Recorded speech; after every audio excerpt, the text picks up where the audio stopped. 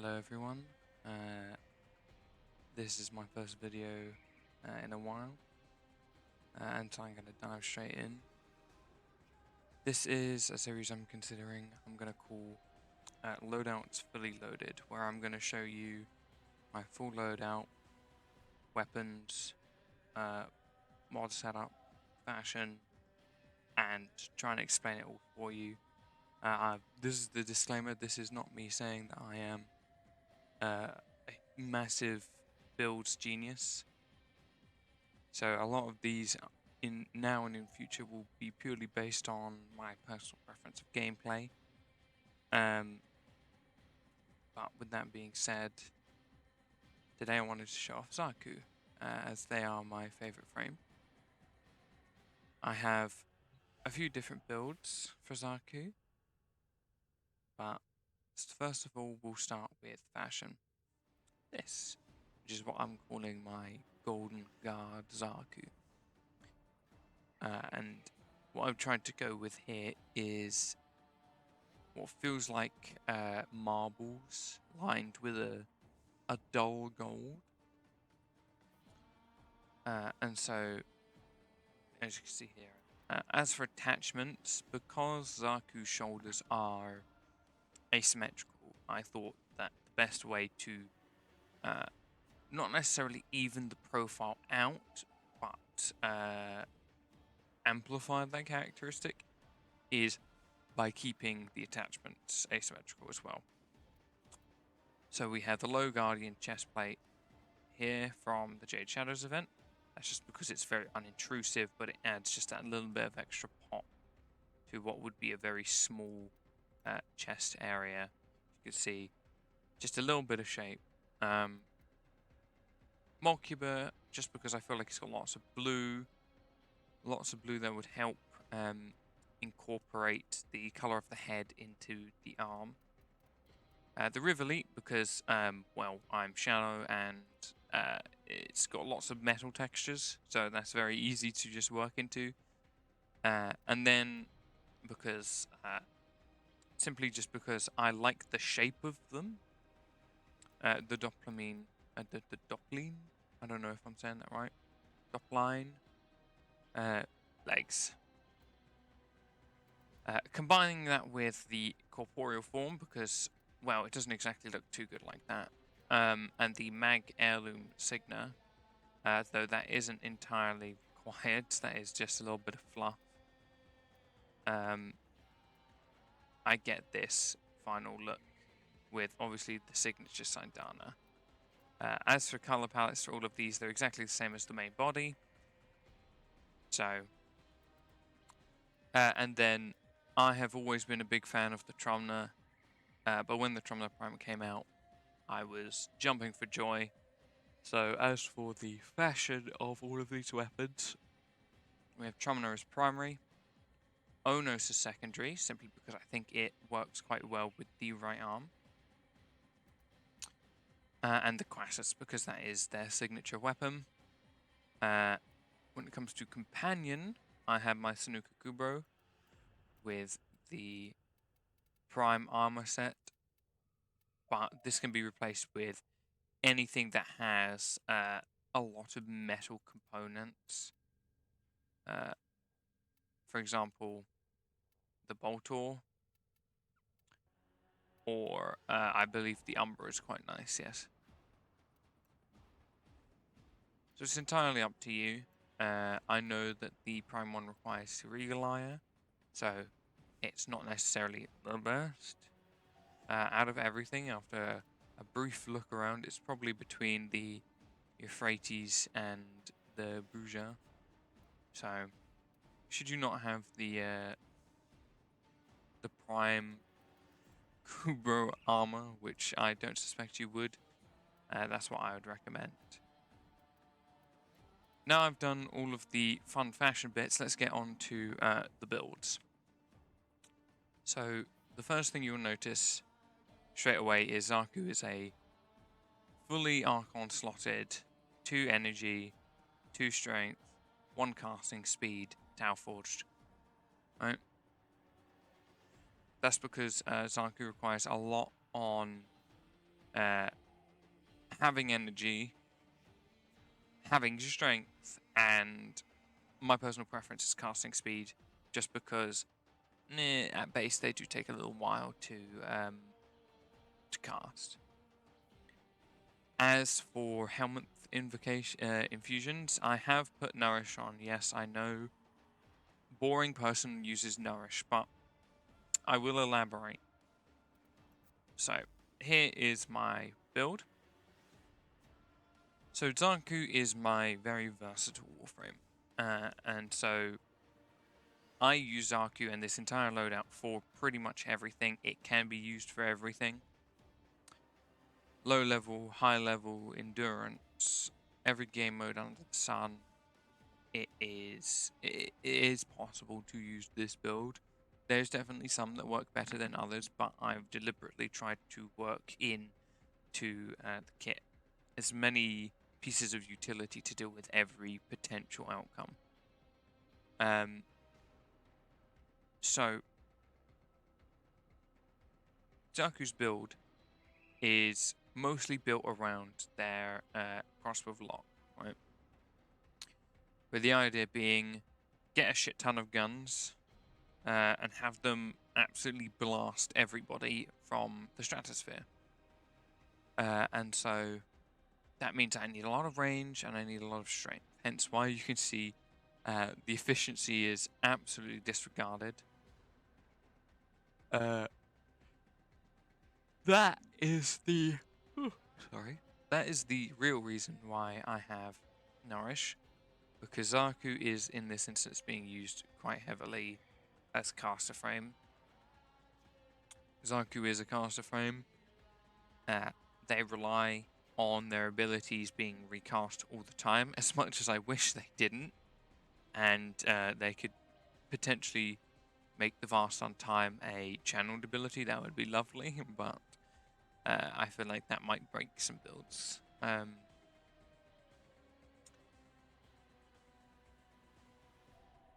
Though, just because I've put Nourish on here for energy doesn't mean I'm not going to make full advantage of what it can do. And so we have combat discipline on here just for the ability to, when I kill somebody, I take 1 health, and that triggers Nourish's viral explosion, which is quite nice. It helps make the enemies a little bit more squishy. And yeah, that's the main function of the build. The secondary function is why I have this select set of arcane. So Molt is specifically for endurance situations. So once you're in a mission long enough, Molt will build up. So you have your 250 stacks. So you have your ability strength up high enough. So then you can use the Lost. I'm not sure which one it is.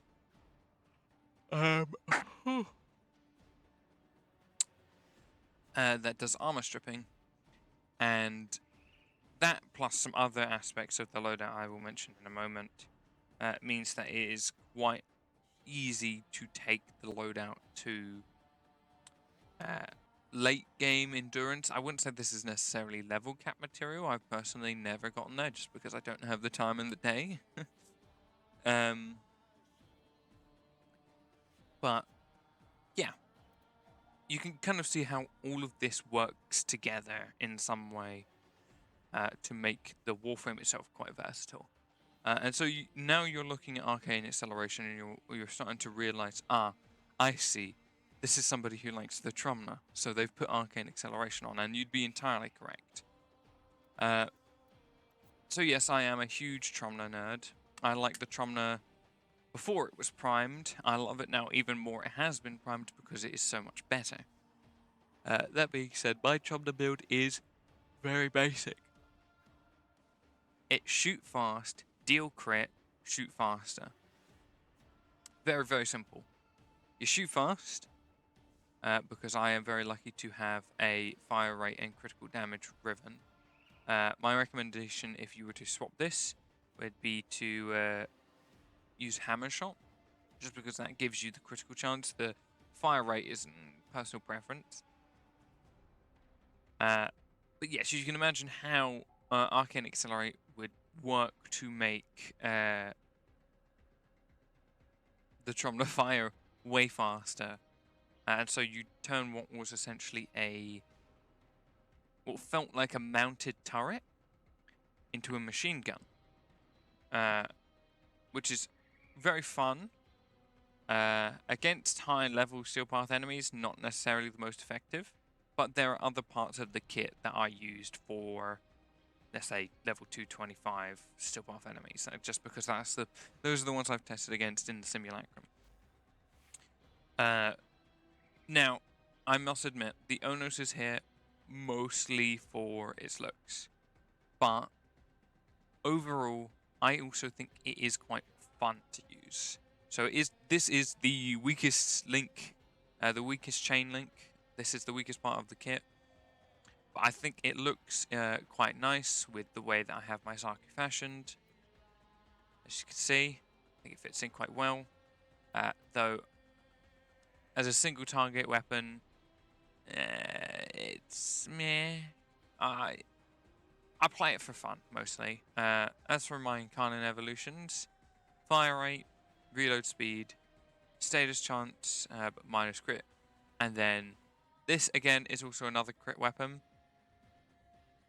And so you can imagine the more crit you have, the more it builds up. And so it has that long-lasting viability to it when you go into endurance.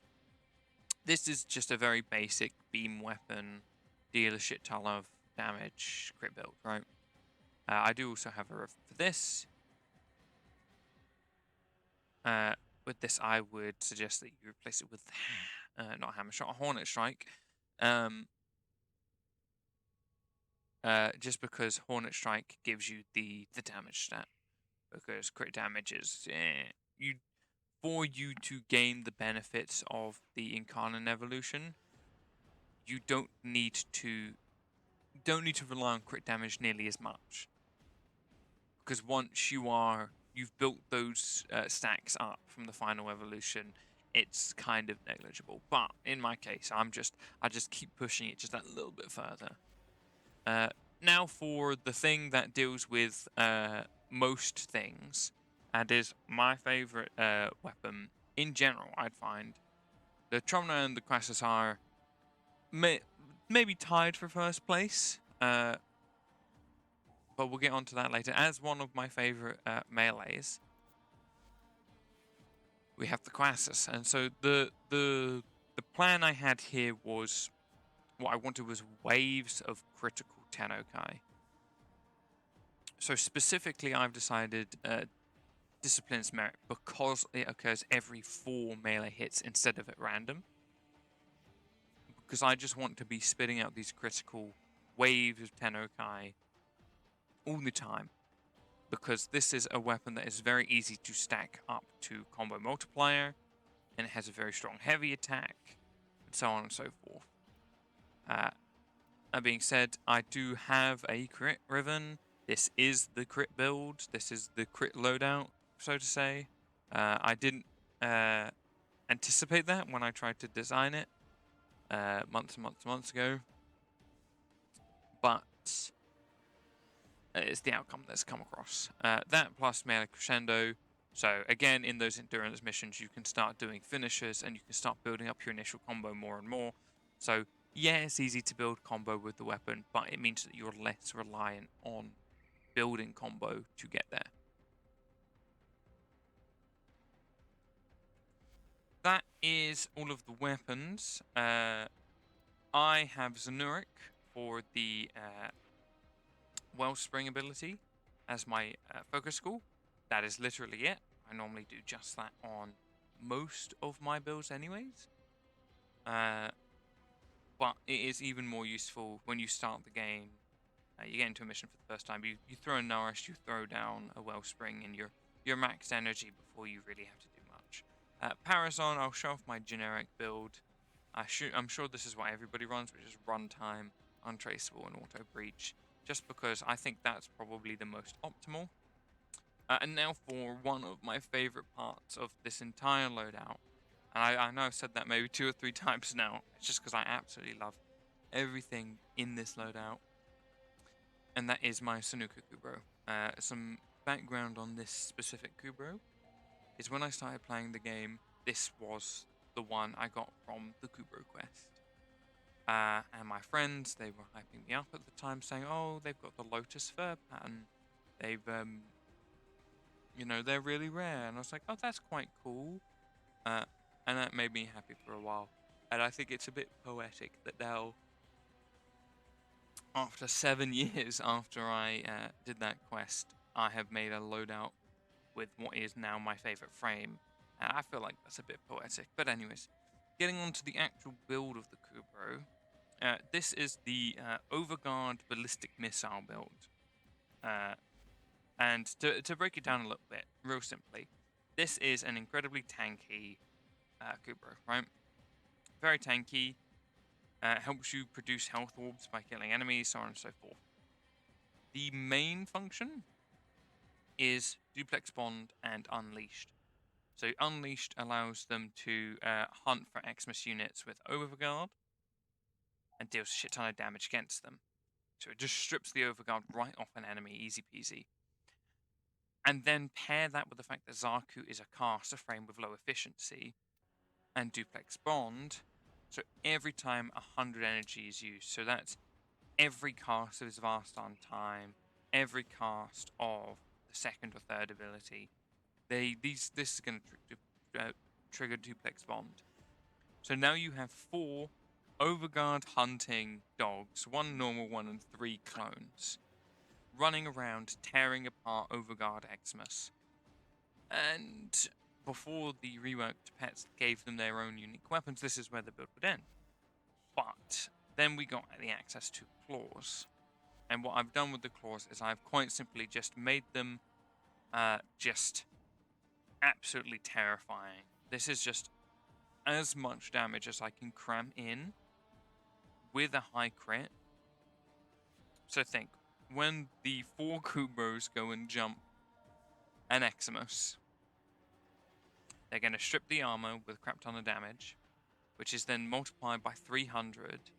And I believe, correct me if I'm wrong, that applies to these claws.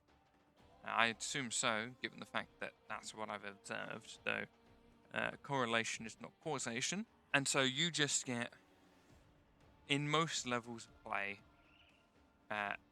Overguard units that are just absolutely terrifyingly stripped. Straight out. Plus the assassin posture, is you get another 300% damage to Overguard units. Which means they're just if they're not dead, their Overguard is gone. That is the simple reality of things. That is the full loadout. I don't use any equipment, but if you want to change up your focus school, my recommendation would be to carry energy pads. Because unless you want to run a pizza factory, you are definitely going to need some form of energy restore. I'm going to hop into a Steel Path mission and see if I can get some gameplay to show at the back end of this. Okay, so here we are on Lure at the Conjunction Survival, levels 180 to 200. This is the point of the video where if you really want to listen to me yap, whilst you watch how this performs, you are more than welcome to. But other than that, you're more than free to go off and do other things with your time. I would have hopefully timestamped everything out, so if you're just here for the builds, you should have been able to navigate through that pretty easily. Yeah, so if you're leaving now, have fun, but for those who are staying, I'm going to show off how this would normally work. So as you can see, we're in Conjunction Survival. Drop down a little wellspring on the Nourish. As you can see, lots of easy energy. We love easy energy, especially when you need it to play the character. It's going to be boring and use a cipher. Let's find some enemies. So, the first thing that I'd do is obviously cast my second ability, so I can get some initial damage out there, and then activate my fourth. And this deals with most, if not all enemies, pretty easily. Plus the Nourish buff with the viral, it just completely weakens everybody. So keeping those 3 abilities casted all the time. And you can see we've only just started the mission. We've already got 2, possibly 3 clones of our Kubrow running around. In high tent situations, you might benefit from, I don't remember which one it is, but whichever focus school skill makes it so that going in and out of your operator gives you health. Because if you kill too many enemies too quickly, you will run out of health. But yes, as you can imagine, this is already doing a lot of heavy lifting, and the dogs are also doing a lot of heavy lifting. Plus the ability to use your Trumna.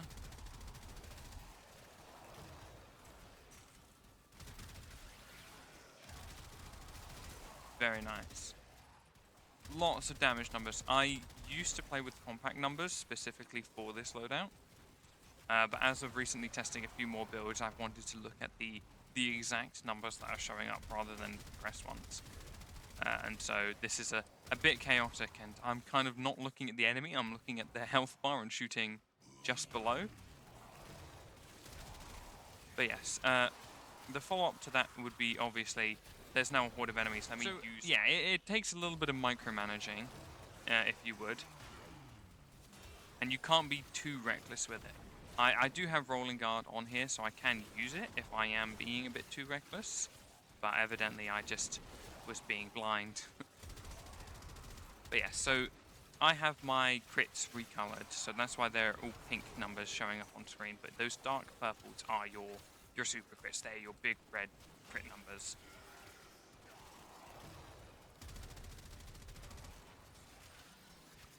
But yes, you can see kind of the general gameplay loop of this. Keep your 3 abilities cast, the dogs stay up. You keep your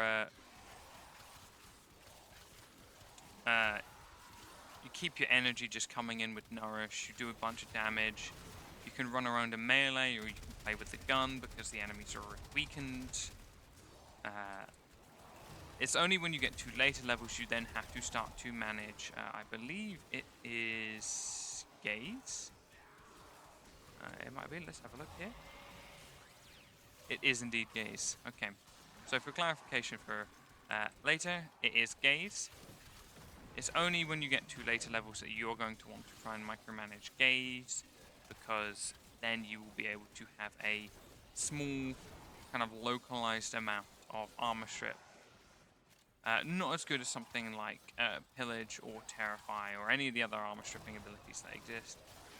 If you would like to see more videos like this is obviously my first one in a while, my first long form one.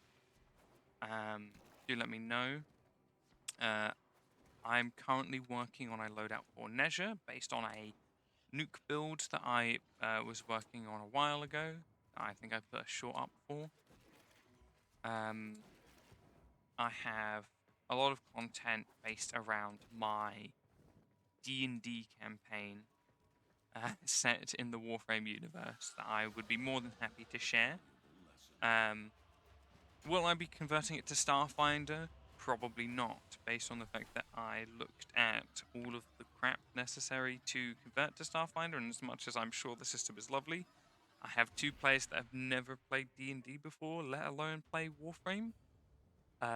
So it's starting to... It would be a bit of a hassle for me and for them to convert the entire campaign over to Starfinder. That being said, if there is anything in the Starfinder expansion or adventure that they announced during TennoCon that I quite like, I would likely convert that to 5e and maybe do a post about that. But yes, that has been me. I've quite enjoyed showing this to you, and I will see you all around.